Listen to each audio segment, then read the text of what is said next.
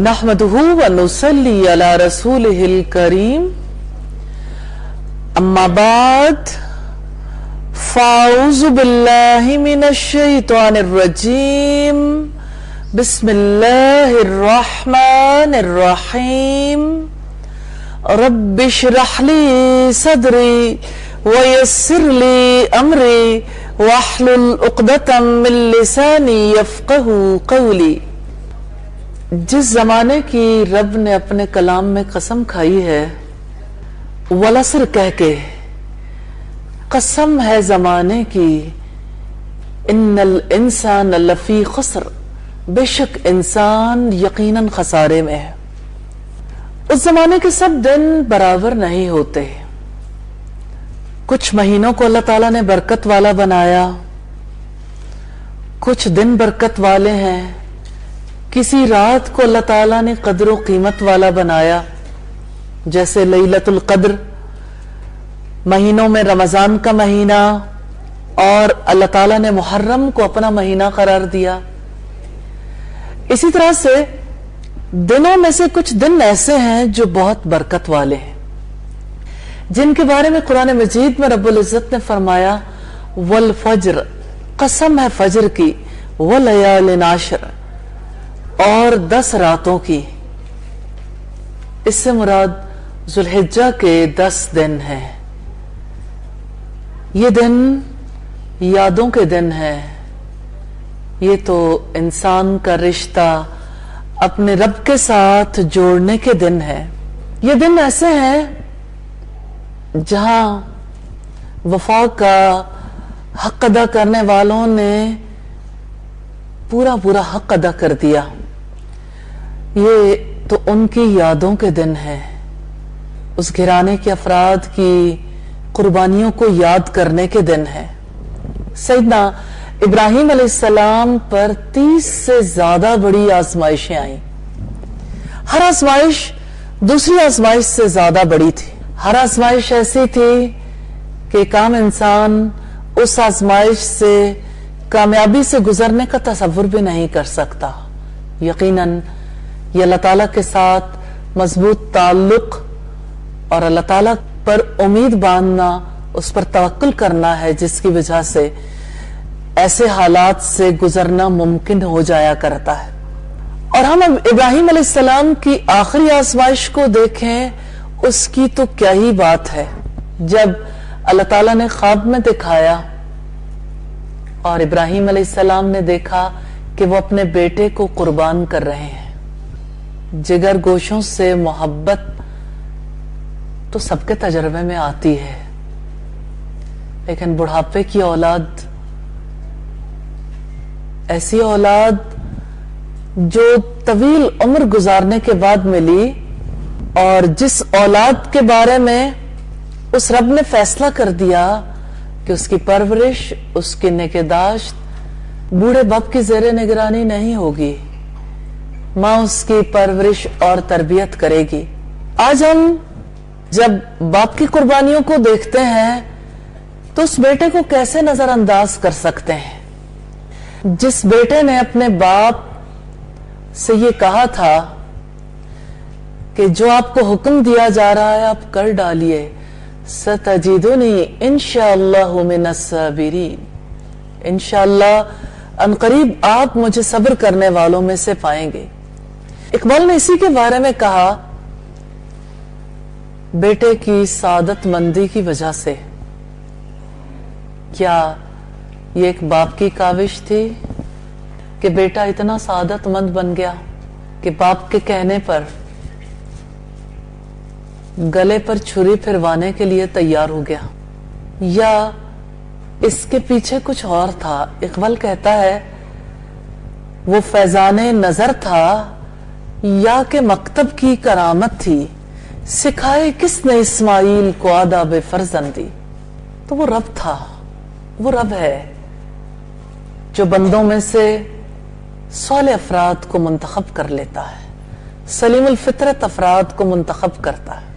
उसी ने इब्राहिम अलैहिस्सलाम को अपना खलील मुंतखब किया, और उसी ने उनकी औलाद इस्माइल अलैहिस्सलाम को اپنے راستے میں قربانی کے لیے منتخب کیا، پھر سارے جہان والوں کے لیے اس قربانی کو مثال بنا دیا۔ کتنا پیارا سوال ہے جو اب صلی اللہ علیہ وسلم سے کیا گیا، ما هذه الاضاحی، یہ قربانیاں کیا ہیں؟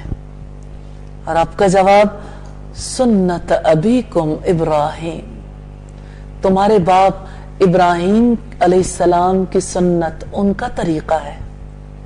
اور یہی وہ دن تھے جن دنوں میں اللہ تعالیٰ نے ان کے طرز عمل کو یادگار بنا دیا۔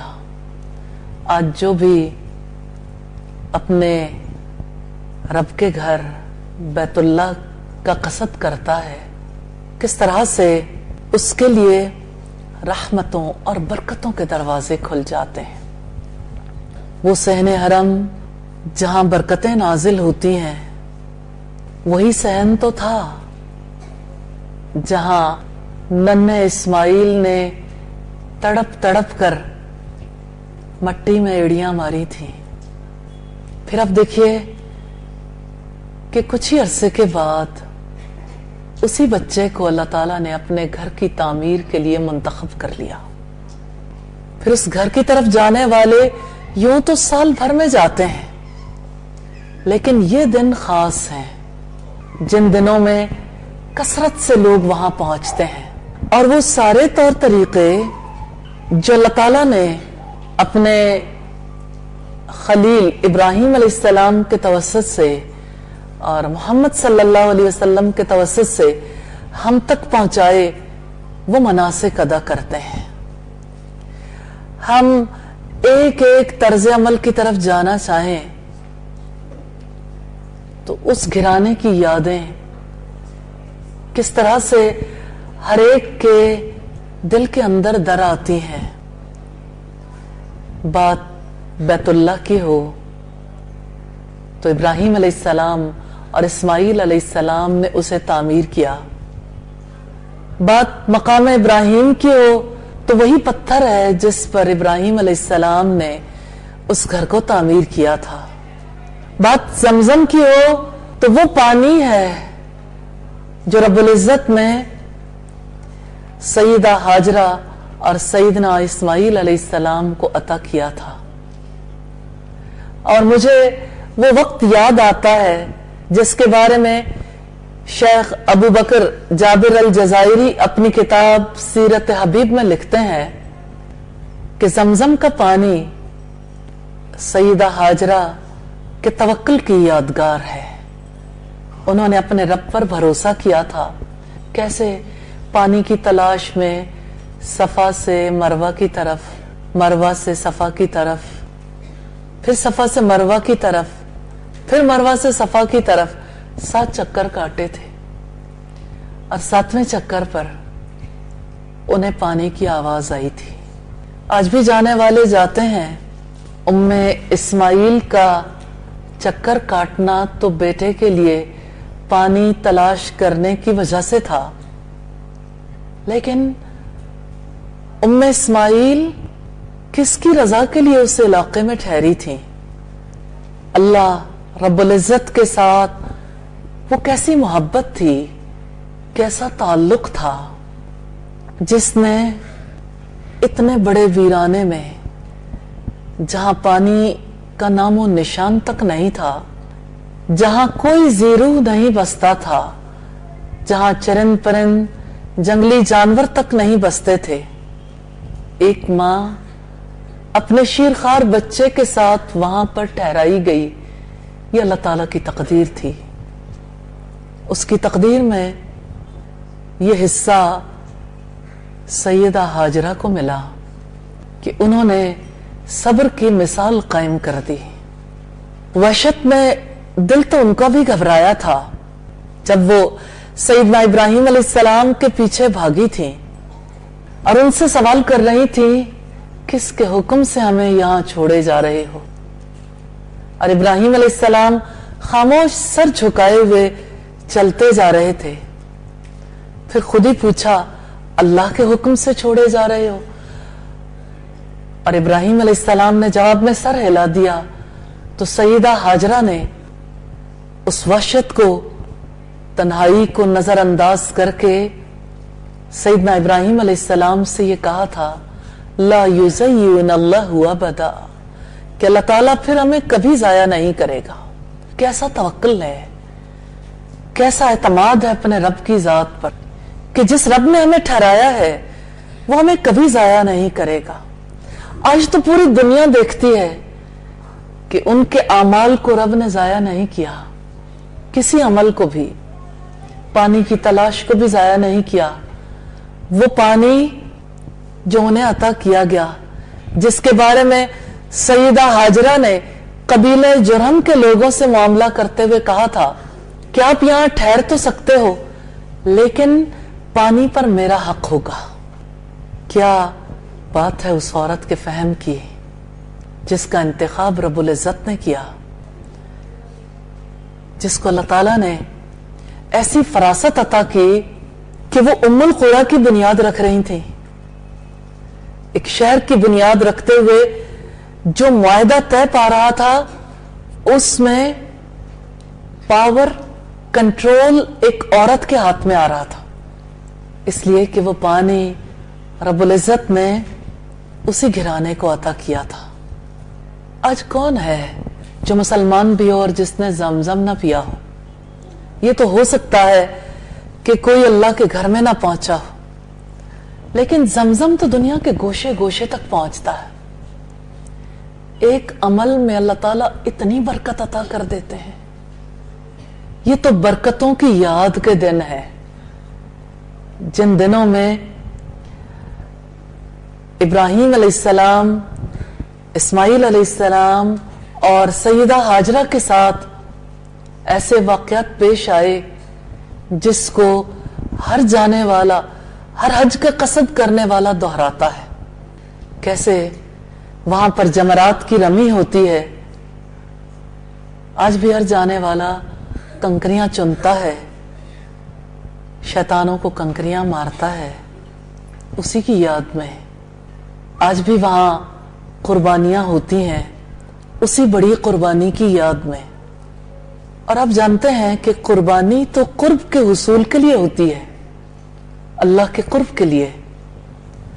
جو قربانی ابراہیم علیہ السلام نے دی تھی، جو جان کا نذرانہ سیدنا اسماعیل علیہ السلام نے پیش کیا تھا، اللہ تعالیٰ نے وہ قربانی صرف حاجیوں کے لیے خاص نہیں کر دی، پیچھے رہ جانے والے بھی انہی دنوں میں سے آخری دن پر وہ عمل دہراتے ہیں۔ الحمدللہ حج کے قافلے روانہ ہو چکے، حج کا مہینہ شروع ہو جائے گا۔ اسی مہینے کے جو پہلے 10 دن ہیں، ان کو اللہ تعالیٰ نے برکت والا بنایا، ان دنوں کے اعمال کو افضل قرار دیا۔ اور آج ہمارے یہاں پر جمع ہونے کا مقصد بھی یہی ہے کہ ہم ان دنوں میں کرنے والے کاموں کے بارے میں جانیں اور ان کاموں کو انجام دینے کے لیے بیفور ٹائم، وقت سے پہلے تیاری کر لیں۔ لیکن ان اعمال سے پہلے جب ہم اس گھرانے کے اعمال کو یاد کرتے ہیں تو ان اعمال کے لیے دلوں کے اندر زیادہ رغبت پیدا ہوتی ہے۔ تو یہ ذوالحجہ کے پہلے عشرے کے آخری دن کی بات ہے، جس دن سیدنا ابراہیم علیہ السلام کے فعل کی یاد منائی جاتی ہے۔ سیدنا ابراہیم علیہ السلام کے ہر عمل سے ایک ہی پکار آتی ہے، لبیک اللہم لبیک لبیک لا شریک لک لبیک۔ یہ تو اسی پکار کے تذکرے کے دن ہے، اس صدا کے جو اللہ تعالیٰ کے خلیل نے آج سے سینکڑوں برس پہلے دی تھی۔ آج بھی مکہ میں آنے والے قافلے انہی صداؤں کے ساتھ مکہ میں داخل ہوتے ہیں، لبیک پکارتے ہوئے ہر فرد اس دھرتی کے اندر داخل ہوتا ہے، حاضر ہوں اے اللہ میں حاضر ہوں۔ کتنے خوبصورت، کتنے پیارے الفاظ ہیں۔ ایک انسان کی پکار کو رب العزت نے کیسا شرف قبولیت بخشا ہے۔ آج جب ہم اس قبولیت کو دیکھتے ہیں تو دل کے اندر تمنا بیدار ہوتی ہے ایسے اعمال کرنے کی جس کی وجہ سے ہماری زندگی کے بعد بھی صدقہ جاریہ کا سلسلہ ہمیشہ ہمیشہ ہمارے کھلے اعمال نامے میں ثبت ہوتا رہے. اللہ تعالیٰ سے دعا ہے ہمیں بھی سیدنا ابراہیم علیہ السلام، سیدنا اسماعیل علیہ السلام اور محمد رسول اللہ صلی اللہ علیہ وسلم کی اقتداء میں ایسے ہی اعمال انجام دینے کی توفیق عطا فرمائے.